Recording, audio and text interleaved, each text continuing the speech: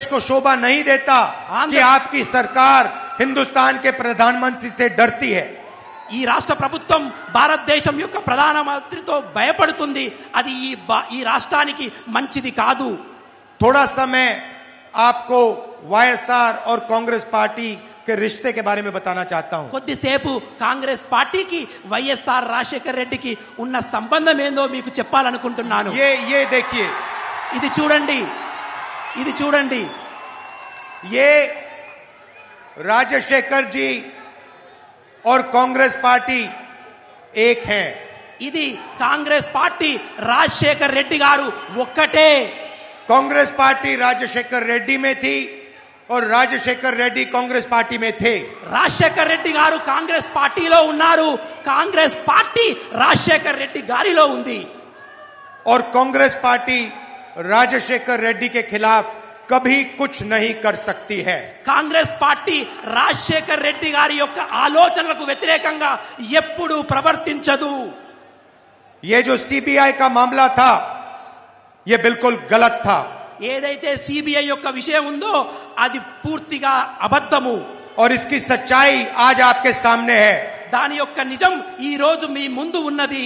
Congress party ने राजशेखर रेड्डी का नाम चार्जशीट में कभी नहीं डाला.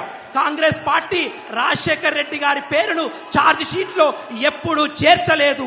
ये नाम किसी और ने अपने फायदे के लिए डाला था. ఇది ఎవరో వారి యొక్క స్వలాభం కోసం చేసిన పని.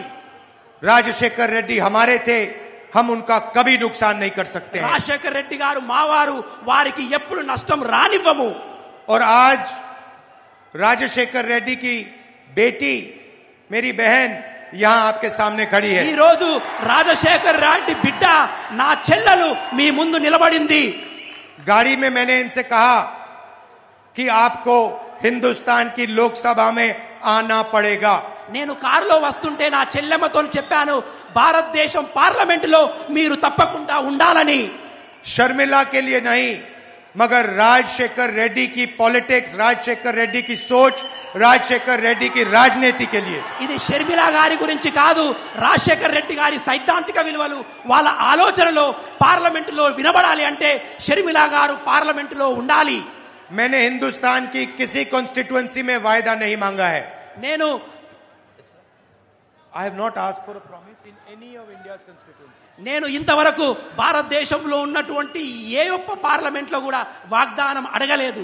बट ये शर्मिला मेरी बहन है और मैं आपसे वायदा मांग रहा हूं. కానీ షర్మిల నా చెల్లెలు, మీ అందరితోని వాగ్దానం అడుగుతున్నాను. आंध्र प्रदेश की जनता से, कडपा की जनता से वायदा मांग रहा हूं. ఆంధ్రప్రదేశ్ ప్రజల నుండి నేను వాగ్దానాన్ని అడుగుతున్నాను. इनको आप लोकसभा में भेजिए. మీరందరూ షర్మిల చెల్లెమ్మను లోక్సభకు పంపించండి. ये वायदा आप मुझे करिए, మీరందరూ నాకు ఈ వాగ్దానం చేయాలి.